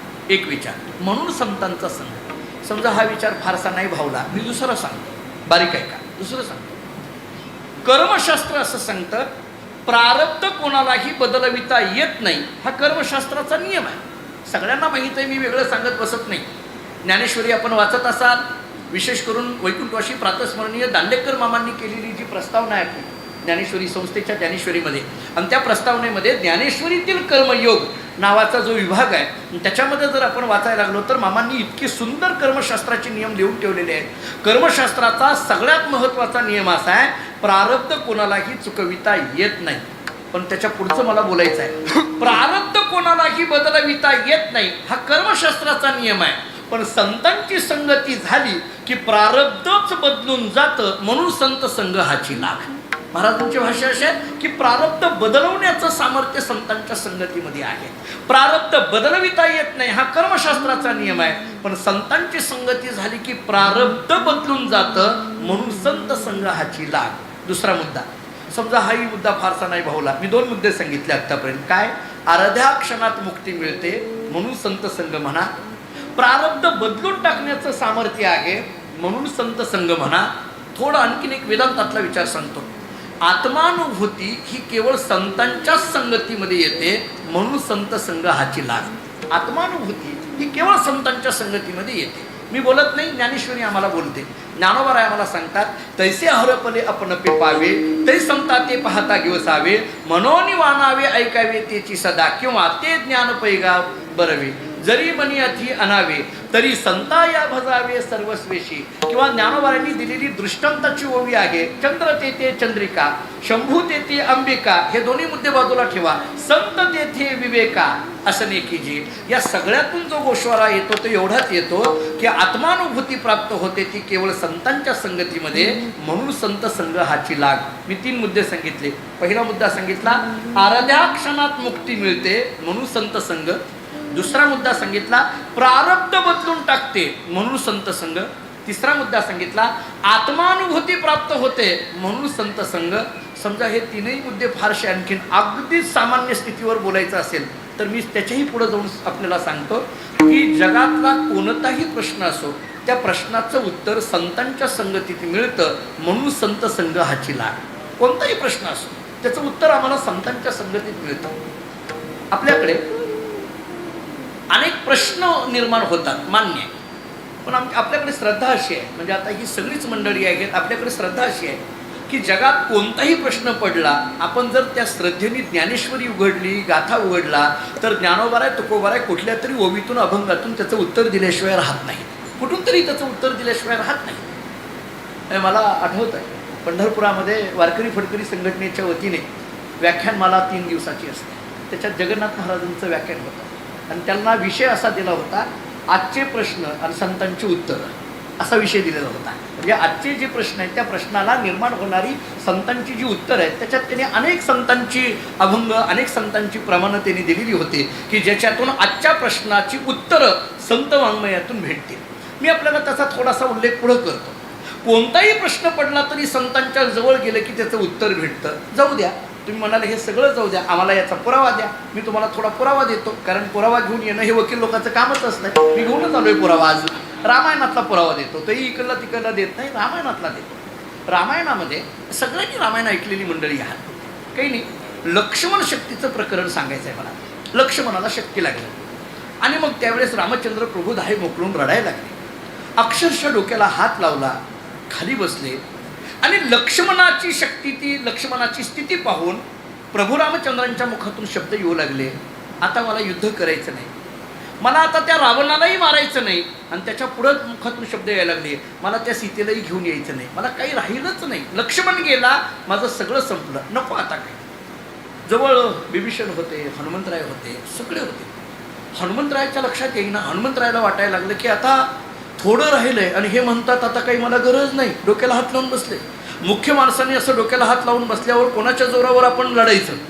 मुख्य माणसानं असं डोक्याला हात लावून कधी बसायचं नसतं. निवडणुकीला उभा राहिलेल्या माणसाने जर म्हटलं आपण काही निवडून येतोय का, तुला कोण आणायला लागले मग तसं नाही, त्यांना म्हणावं लागतं आपणच येणार आहोत, आपणच येणार आहोत असं म्हणावं लागतं. त्याने आता मुख्य मनुष्य प्रभू रामचंद्र आणि त्यांनी डोक्याला हात लावून बसले, असं कसं काय?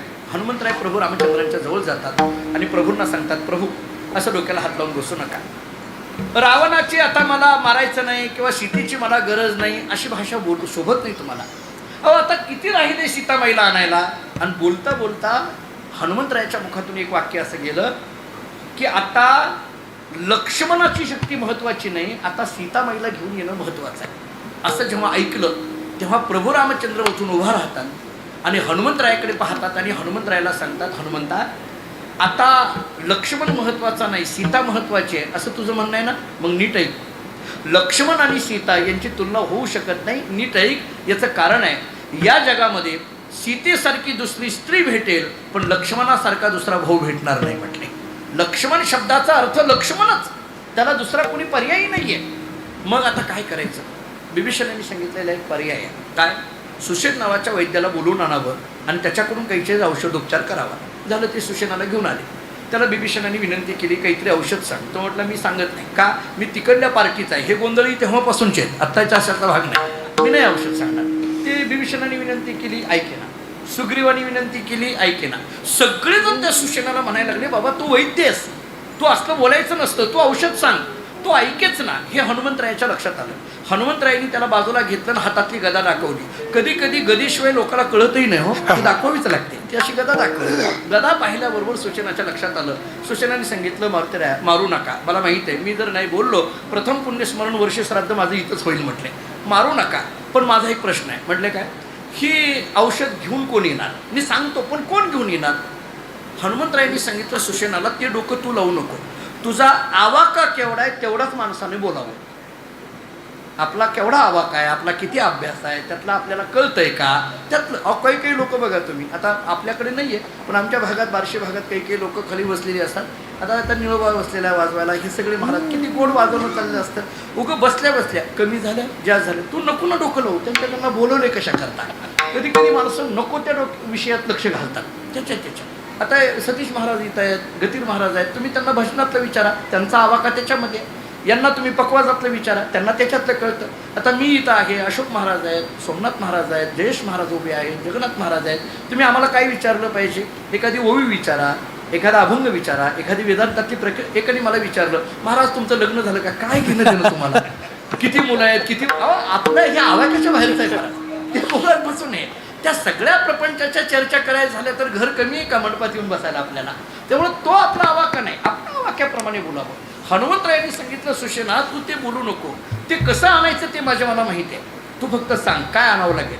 द्रोणगिरी पर्वतावर जावं लागेल, संजीवनी नावाची ती वल्ली आणावी लागेल, सूर्योदयाच्या अगोदर आणावी लागेल. ठीक आहे. हनुमंतराय तिथे गेले आणि गेल्यानंतर त्या पर्वतावर गेल्यानंतर त्यांना ते औषध सापडलं नाही, म्हणून त्यांनी पर्वत उचलला. असं आम्ही लहानपणापासून ऐकत आलो. आमच्याकडे गावाकडे, आमच्याकडे रामायणाची पद्धत आता आपल्याला माहिती आहे महाराज, आमच्याकडे ती पोतीची पद्धत आहे. तुमच्याकडे मुंबईकडे बहुतेक नाही पाहायला मिळत. आमच्याकडे ती पोती म्हणजे काय, एकाने ओवी वाचायची, एकाने अर्थ सांगायचा, एकाने ओवी वाचायची, एकाने अर्थ सांगायचा. त्या अर्थ सांगताना सुद्धा तो अर्थ सांगणारा कधी कधी इतक्या आवेशात जातो की जणू काही हाच आता हनुमंतराय होऊन लंकेत गेलाय, इतक्या त्या आवेशात बोलावलं. आणि कधी कधी रामायणातल्या ओव्या फार कठीण आहेत. सतीश महाराज आपल्यालाही माहिती आहे, ब्रह्मपत्रातल्या ओव्या फार कठीण आहेत. पण ती ओवी इतकी अवघड असते, तिचा अर्थच कळत नाही. मग तो सांगणारा म्हणतो या ओवीमध्ये एकनाथ महाराज फार खोल गेले, चला पुढं, असंही जातं. त्यामुळे बऱ्याचदा कधी कधी रामायण असंही आमच्याकडे अर्ध उरकलं जातं. आता यांना माहिती आहे, मराठवाड्यात तर आपल्याकडे जवळजवळ गावोगावी नाथांची रामायणं आमच्याकडे पोथीच्या स्वरूपामध्ये असतात. ते आम्ही लहानपणापासून ऐकत आलो. काय की ते हनुमंतरायांनी ते पर्वत उचलला का? त्यांना औषध सापडलं नाही. माझा प्रश्न असा असतो, औषध सापडलं नाही त्यांना बुद्धिमत्ता वरिष्ठम कसं काय म्हणायचं? औषध सापडलं नाही असं नाही. मी कधी कधी मोकळ्या मनाने असं सांगत असतो, औषध सापडलं, मग त्यांनी का पर्वत उचलला? हनुमंतरायांनी विचार केला, आत्ता लक्ष्मणाला शक्ती लागली, मला पाठवलंय, उद्या आणखीन कोणाला तरी शक्ती लागल्यानंतर मलाच पाठवतील, त्याच्यापेक्षा औषधाचं दुकान तिथं नेऊन ठेवलेलं बरं. कोणाला कशी काय? कधी कधी रामायण मोकळ्या मनाने ऐकत चाला, मोकळ्या मनाने वाचत चाला. काय आहे, रामायणाबद्दल माझी श्रद्धा अशी आहे महाराज, रामचंद्र प्रभूंची जशी जो कोणावर कृपा होईल तसे तसे भाव निघत राहतात. जशी नाथरायांची कृपा होईल, रामचंद्र प्रभूंची कृपा होईल, तसे तसे रामायणातून भाव काढावे. रामायणाचे भाव वाढवण्यापेक्षा रामायणातून आपण त्याच्यातून वेगवेगळे भाव काढलेले अधिक पद्धतीने चांगला आहे. रामायणच आहे ना हो, पण त्याच्यात भाव निघत गेले पाहिजे, काहीतरी वेगळे, काही तत्वज्ञानाच्या कसोटीवरचे, काही समाजशास्त्राच्या कसोटीवरचे, कितीतरी गोष्टी आहेत त्याच्यामध्ये, ते निघाले. आता ते पर्वत घेऊन निघाल्यानंतर भरताने ते पाहिलं. भरताला वाटलं हे काहीतरी संकट आहे आणि माझे राम इकडे दक्षिणेकडे गेलेले आहेत, हे संकट तिकडंच चाललंय. म्हणून त्यांनी काय केलं, धनुष्याला बाण लावला आणि तो बाण हनुमंतरायावर सोडला. तो राम नामांकित बाण हनुमंतरायाच्या कंठाला प्रहार करणार. तेवढ्यात त्या बाणाच्या लक्षात आलं, ज्यांना आपण प्रहार करायला निघालोय त्यांच्या कंठातून राम राम शब्द बाहेर पडतात, म्हणजे याचा अर्थ रामभक्त आहे, आपण मारू शकत नाही, माघारी चला. माघारी गेलं तर भरताचा अपमान होईल ना, त्यांच्या परवानगी विना आपण माघारी आलो, मग काय करायचं. माघारी गेलो, रामभक्ताचा अपमान. पुढं गेलो, रामभक्ताला मारल्याचं पाप लागेल, काय करायचं. हा प्रश्न त्या बाणाला पडला. आता पुढचा ऐका. मग त्या बाणाच्या लक्षात आलं, कोणताही प्रश्न पडला की संतांच्या चरणाजवळ जा, म्हणून तो बाण हनुमंतरायाच्या चरणाजवळ येतो, अंगठ्याला स्पर्श करतो आणि असा खाली ओढायला लागतो. हनुमंतराय विचार करतात, या बाणाने मला प्रहार करण्याच्या ऐवजी पाया पडून जर मला ओढत घेऊन चाललाय तर नक्की या बाणाला काहीतरी सांगायचं आहे. आणि मग त्या बाणाच्या बरोबर हनुमंतराय खाली येतात. भरताची हनुमंतरायाची गाठ पडते. पुढचा सगळा अनर्थ टळतो. याच्यातून काय शिकावं, कोणताही प्रश्न पडला की संतांच्या चरणाजवळ गेलं की त्याचं उत्तर भेटतं. संत संग हाची लाग. विठाला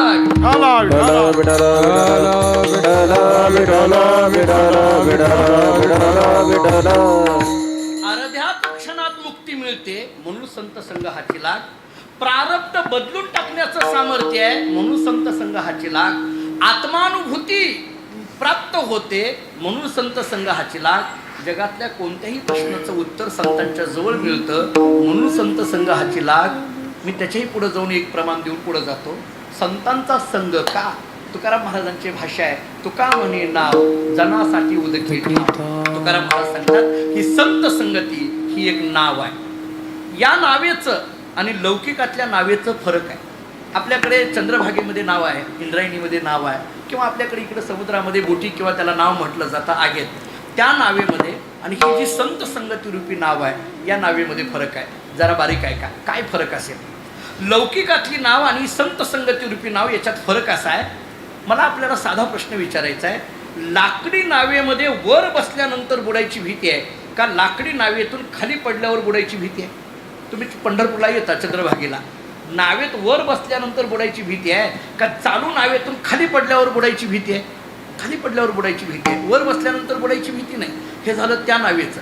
पण ही जी संत संगती रूपी नाव आहे या नावेचं मात्र एक नवल आहे. एकनाथ महाराजांनी भागवतामध्ये वर्णन केलंय. नाथराय असं सांगतात, परिये नावेची नवलगती, परिये नावेची नवलगती, वरी चढले ते बुडती, तळी राहिले ते तरती, सत्य जाण उद्धवा. नाथराय असं सांगतात, या नावेचं नवल आहे. या नावेमध्ये वरी चढले ते बुडती आणि तळी राहिले ते तरती. आम्ही एकदा आमच्या गुरुजींना विचारलं, गुरुरे भाऊंना पाठशाळेमध्ये, हे असं कसं काय. लाकडी नावेमध्ये जे वर बसले ते तरले आणि खाली राहिले ते बुडले, पण ही जी संतांची नाव आहे या नावेमध्ये वरी चढले ते बुडती आणि खाली राहिले तळी राहिले ते तरती, असं कसं काय. आमच्या गुरुजीने एका वाक्यात उत्तर दिलं, संतांच्या नावेमध्ये वरी चढले ते बुडती म्हणजे काय आणि तळी राहिले ते तरती म्हणजे काय. संतांच्या संगतीमध्ये राहून ज्यांनी अहंकार धारण केला ते बुडती आणि त्यांच्या पायाजवळ जे राहती ते तरती. संत संग हाची लाग. विठाला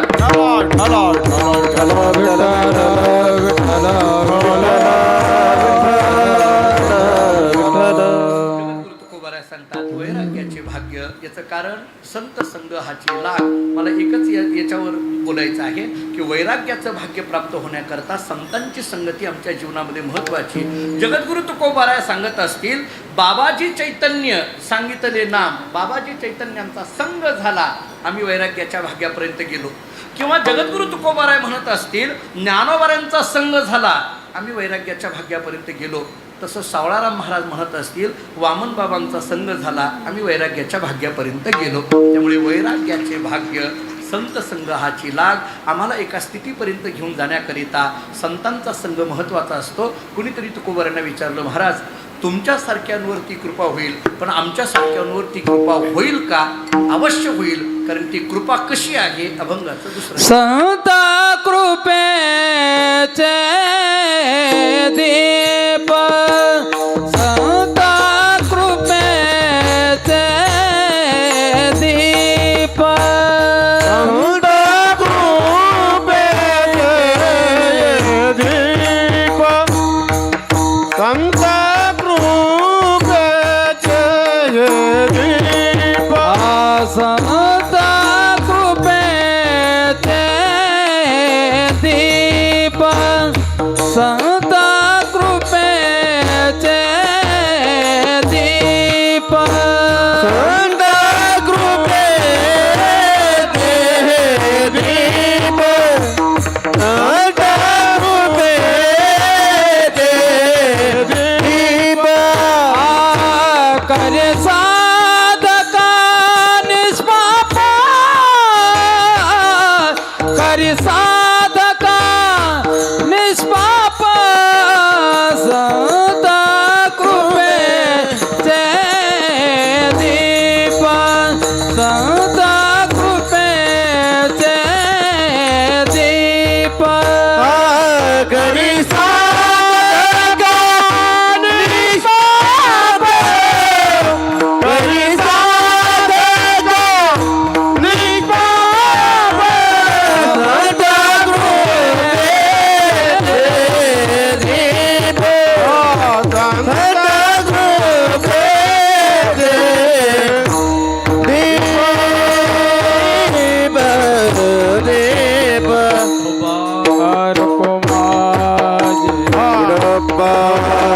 रखुमाये रखुमाये विडोबा रखुमाये विडोबा रखुमाये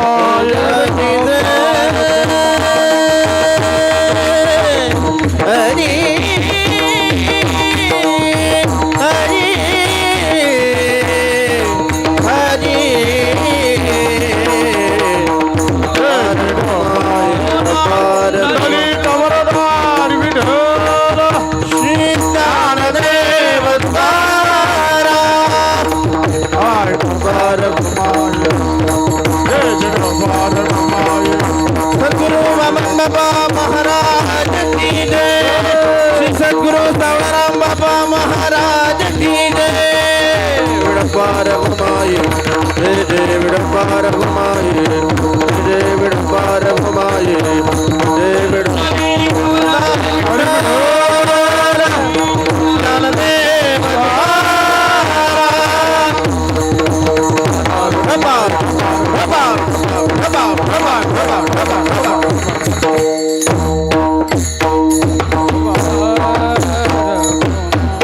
वैराग्याचे भाग्य संत संघाची लाग. संत कृपेचे हे दीप. करे साधका निष्पाप. विठाला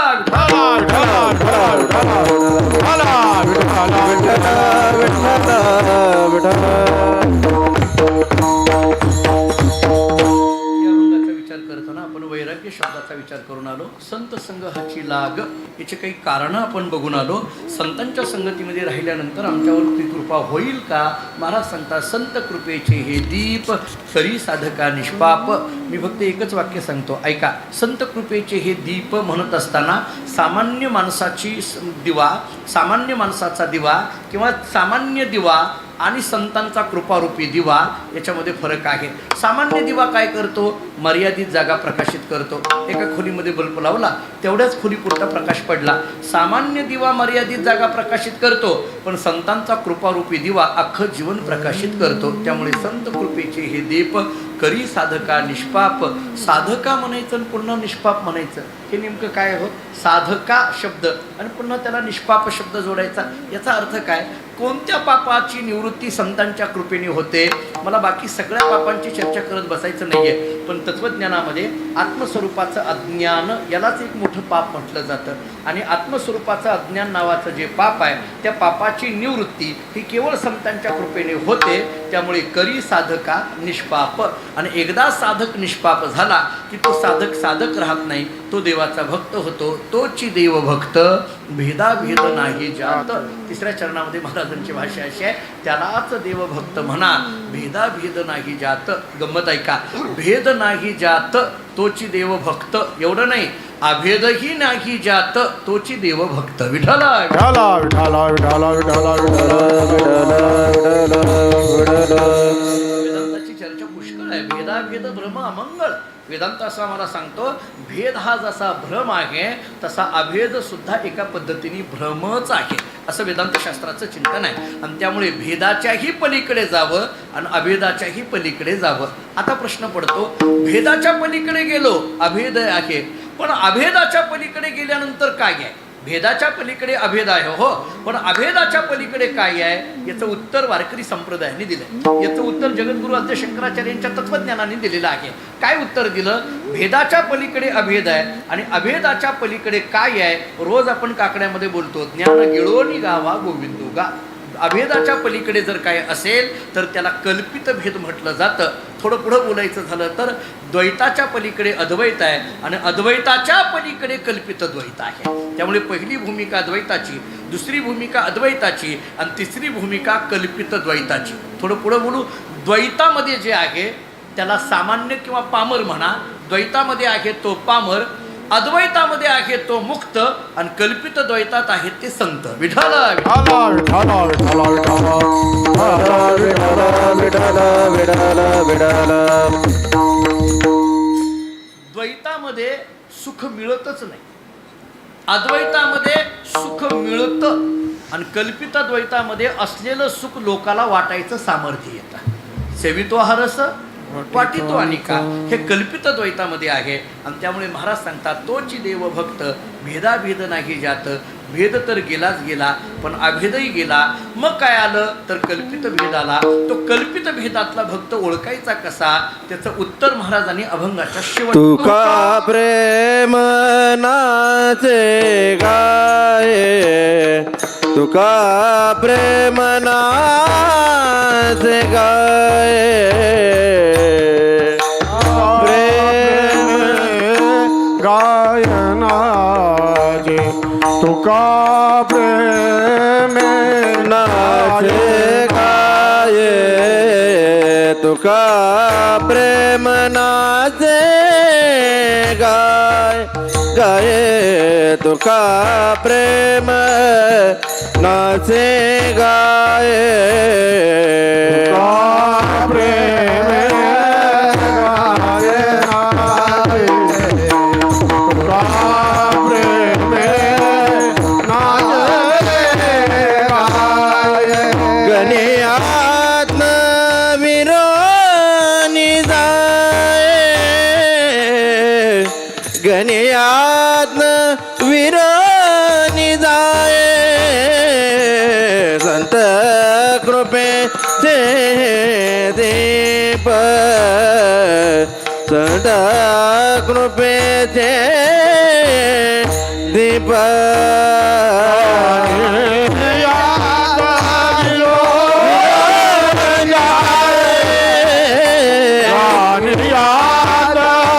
विरोध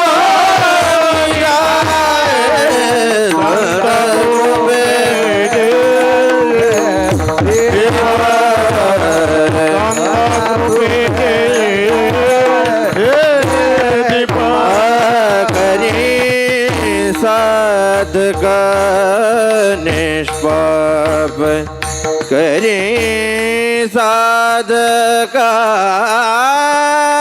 निष्पाप करी साधका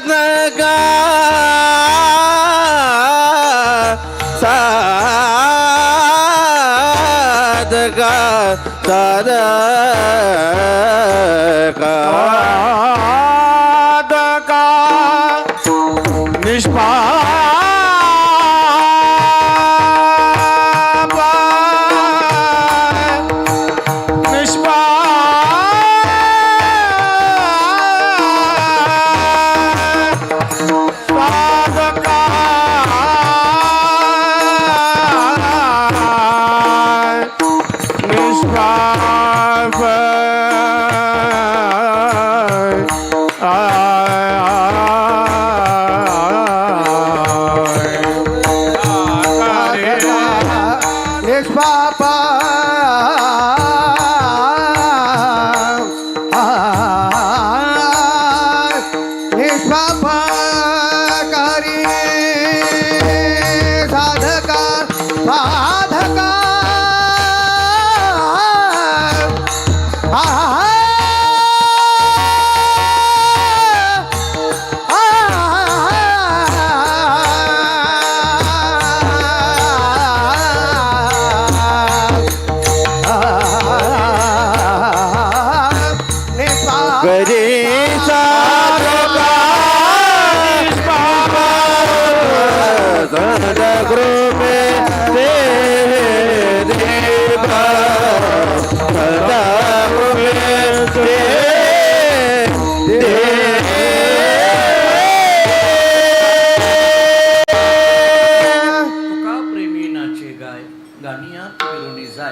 अभंगाच्या शेवटच्या चरणामध्ये महाराज सांगतात, तुका प्रेमे नाचे आणि तुका प्रेमे गाये. माणसाने नाचावं, प्रेमाने नाचावं, पण कीर्तनातच नाचावं, हे तितकंच खरं आहे. नाचो कीर्तनाचे रंगी, ज्ञानदीप लावो जगी. तुका प्रेमे नाचे आणि त्याच्या पुढं तुका प्रेमी गाये. किती गाये? गाता गाता गाणियात विरोणी जाय इतकं. भजन करता करता भज्य स्वरूप होणं, याला खऱ्या अर्थाचं गाणं म्हटलं जातं. त्यामुळे गाता गाता गाणियात विरोणी जाय. गाणं किंवा भजन हे भज्य स्वरूपाला प्राप्त करणं. मला 3 भूमिका सांगायच्या आहेत. भजनाने भजक होणं वेगळं, भजनाने भज्य होणं वेगळं आणि भजनाने भजन रूप होणं वेगळं. या तिन्ही भूमिका फार महत्त्वाच्या आहेत. थोडं आणखीन पुढे बोलू. भजनाने भजक होणं हा कर्म परिणाम आहे, भजनाने भज्य होणं हा ज्ञान परिणाम आहे आणि भजनाने भजन रूप होणं हा भक्तीचा परिणाम आहे. त्यामुळे भजनाने भजन करता करता भजन रूप होऊन जाणं. थोडं आपल्या वारकरी संप्रदायामध्ये भजनाने भज्य रूप होणं याला महत्त्व नाही, भजनाने भजन रूप होणं याला महत्त्व दिलं जातं. कारण भजनाने भज्य रूप होणं म्हणजे मुक्ती आहे आणि भजनाने भजन रूप होणं म्हणजे भक्ती आहे. विठ्ठल विठ्ठल विठ्ठल विठ्ठल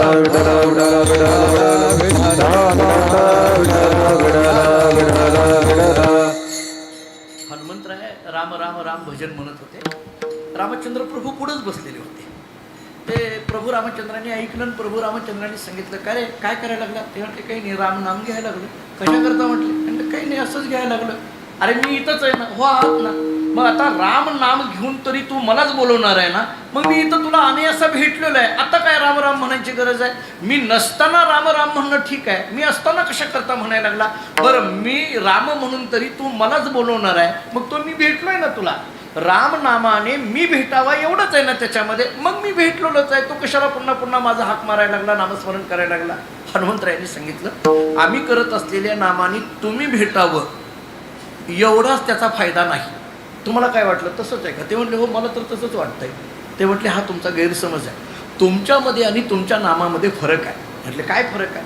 हनुमंतरायांनी एकाच वाक्यात सांगितला, तुम्ही फक्त अयोध्येचा उद्धार करू शकता, पण तुमचं नाम सगळ्या जगाचा उद्धार करतं, म्हणून तुमच्यापेक्षा ते श्रेष्ठ आहे. याचा अर्थ भज्य स्वरूपापेक्षा सुद्धा भजन स्वरूप हे श्रेष्ठ आहे. त्यामुळे तुका प्रेमे नाचे गाय आणि गाणी यात विरोणी जाय. गाता गाता गाणं स्वरूप होणं याला खऱ्या अर्थाचं गाणं म्हटलं जातं. तानसेनांची कथा सगळ्यांना माहीत आहे. अतिशय गोड गायक म्हणून तानसेनांचा उल्लेख केला जातो. अनेक त्यांच्या कथा प्रसिद्ध आहेत. पण भजन करता करता भज्य स्वरूप होणं, तुकोबाराय ज्ञानोबारायांच्या सगळ्या संतचरित्राचा उल्लेख जर आपण केला तर मग ह्या सगळ्या संतचरित्रातून आपल्याला दिसून येतं नामदेवराय नाम घेता घेता नामरूप होणं, जगद्गुरु तुकोबाराय नाम घेता घेता नामरूप होणं, राम म्हणता रामाची होई जे, पदी वैसोनी पदवी घेई जे, या सगळ्या प्रमाणावरून आपल्या लक्षात येतं नाम हे तिथपर्यंत घेऊन जातं नव्हे, त्याच्याही पलीकडे असलेल्या नामरूपापर्यंत घेऊन जातं. तुका प्रेमे नाचे गाय, गानियात विरोणी जाय, संत कृपेचे हे दीप, करी साधका निष्पाप. अभंगाच्या पहिल्या चरणामध्ये वैराग्य शब्द आहे. अभंगाच्या तिसऱ्या चरणामध्ये तोची देवभक्त भेदाभेद नाही ज्यात, इथं ज्ञान शब्द आहे. आणि अभंगाच्या चौथ्या चरणामध्ये तुका प्रेमे नाचे गाय, गानियात विरुणी जाय, इथला प्रेम शब्द हा भक्तीच्या अनुषंगाने आलाय. त्यामुळे अभंगाच्या पहिल्या चरणामध्ये वैराग्याचं भाग्य, अभंगाच्या तिसऱ्या चरणामध्ये ज्ञानाचं भाग्य आणि अभंगाच्या चौथ्या चरणामध्ये भक्तीचं भाग्य.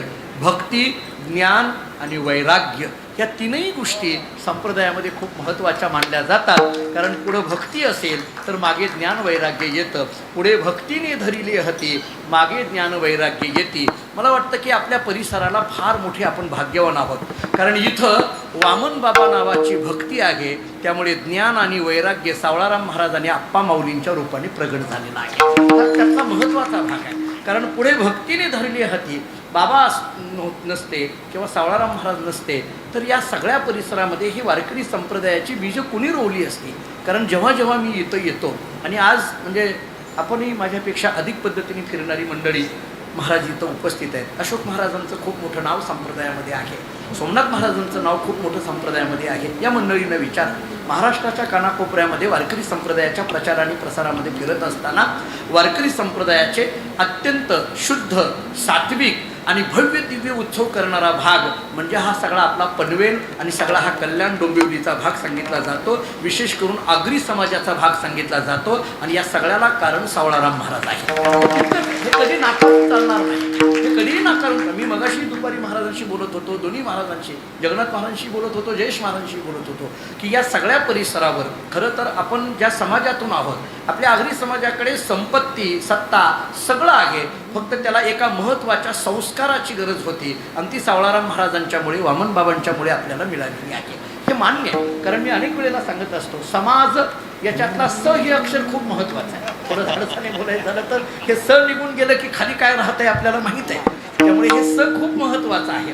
हा स समन्वयाचा आहे, हा स संस्काराचा आहे, हा स सात्विकतेचा आहे आणि हा स सहनशीलतेचा आहे. आणि समाजातला हा स टिकायचा असेल तर सावळाराम नावाचा स पाहिजे होता, त्याच्याशिवाय हे होणारच नव्हतं. आणि त्यामुळे आज जो जन्मोत्सव एवढ्या मोठ्या पद्धतीने इथं साजरा होतोय, मला महाराजांचं नाव घेताना स्वानंद सुखनिवासी सद्गुरू श्री सावळाराम महाराज आपण नाव घेतो.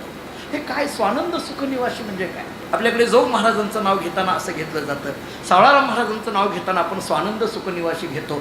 साधारणतः याचा अर्थ करताना जुनी मंडळी स्वानंद या शब्दाचा अर्थ ब्राह्मी स्थिती सांगितलं आपल्या वेदांताच्या मतामध्ये, ब्रह्मस्वरूपता. आणि मग ते स्वानंद या शब्दाचा अर्थ ब्रह्मस्वरूपता, त्याच्या ठिकाणी सुखाने निवास करणारे स्वानंद सुखनिवासी हा अर्थ झाला. पण मी थोडा उलटा करतो. स्वानंद या शब्दाचा अर्थ ब्रह्म, हे ब्रह्म ज्यांच्या जवळ सुखाने निवास करायला आलं हे स्वानंद सुखनिवासी.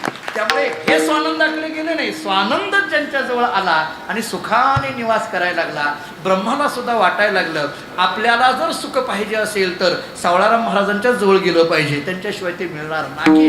अशाशिवाय कारण ब्रह्म सुद्धा दहावे चाले मागे मागे, संतांची सुख झाले या देवा म्हणून सेवा करी त्यांची, कितीतरी प्रमाण आपल्याकडे आहेत. त्यामुळे स्वानंद सुखनिवासी सावळाराम महाराजांचा हा जन्मोत्सव शताब्दी पूर्व महोत्सव अत्यंत भव्यतेने आणि दिव्यतेने आपण साजरा करत आहात. या परिसरामध्ये अनेक वेळेला आमचं येणं असल्यामुळे मी तर अनेक वेळेला म्हणतो की आपण काहीतरी जे काही थोडाफार अभ्यास केलेला आहे तो अभ्यास कुठंतरी जाऊन सांगावा.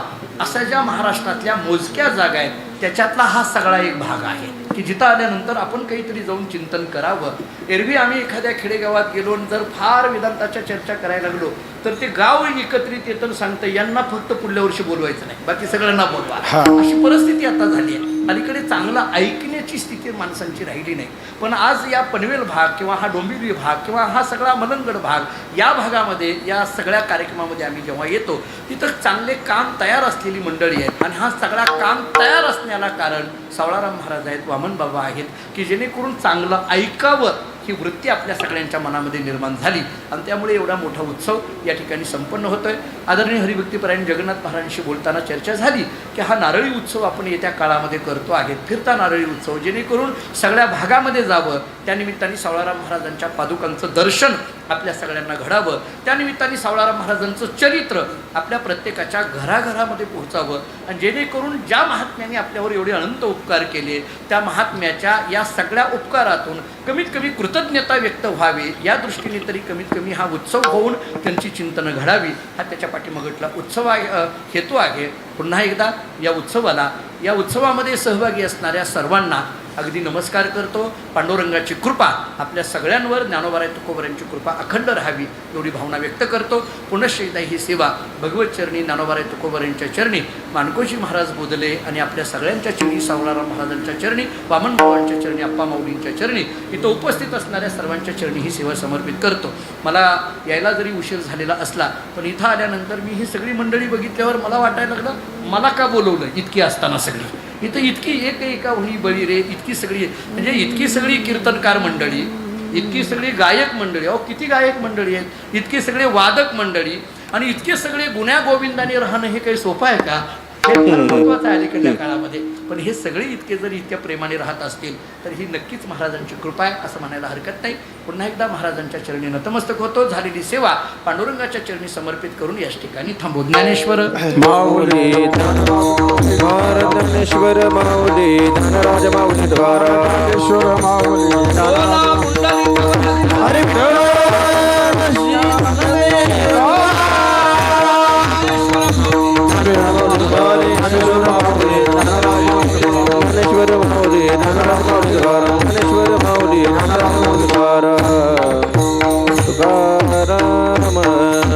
श्री गुरु सावळाराम सद्गुरु सावळाराम, श्री गुरु सावळाराम सद्गुरु सावळाराम, श्री गुरु सावळाराम सद्गुरु सावळाराम, श्री गुरु सावळाराम सद्गुरु सावळाराम, श्री गुरु सावळाराम सद्गुरु सावळाराम, श्री गुरु सावळाराम सद्गुरु सावळाराम, श्री गुरु सावळाराम सद्गुरु सावळाराम, श्री गुरु सावळाराम सद्गुरु सावळाराम, श्री गुरु सावळाराम सद्गुरु सावळाराम, श्री गुरु सावळाराम सद्गुरु सावळाराम, श्री गुरु सावळाराम सद्गुरु सावळाराम, श्री गुरु सावळाराम सद्गुरु सावळाराम, श्री गुरु सावळाराम सद्गुरु सावळाराम, गुरु सावळाराम सद्गुरु सावळाराम, श्री गुरु सावळाराम सद्गुरु सावळाराम, श्री गुरु सावळाराम सद्गुरु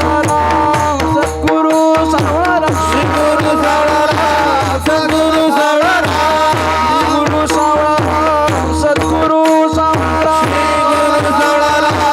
सद्गुरु सावळाराम, श्री गुरु सावळाराम सद्गुरु सावळाराम, श्री गुरु सावळाराम सद्गुरु सावळाराम, श्री गुरु सावळाराम सद्गुरु सावळाराम, गुरु सावळाराम सद्गुरु सावळाराम, श्री गुरु सावळाराम सद्गुरु सावळाराम, श्री गुरु सावळाराम सद्गुरु सावळाराम, गुरु सावळाराम सद्गुरु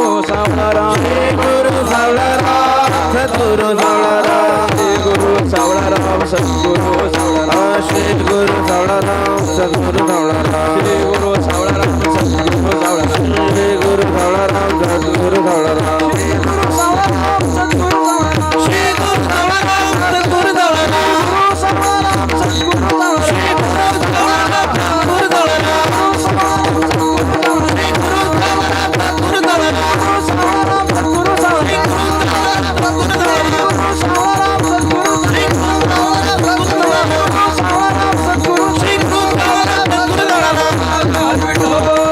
श्री ज्ञानदेव महाराज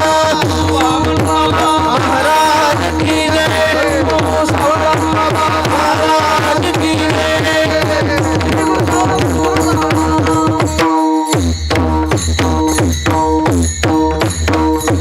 विठ्ठल जय जय विठ्ठल, विठ्ठल जय जय विठ्ठल, बोलिले गुरुदेवे देवा गोडे उत्तरे,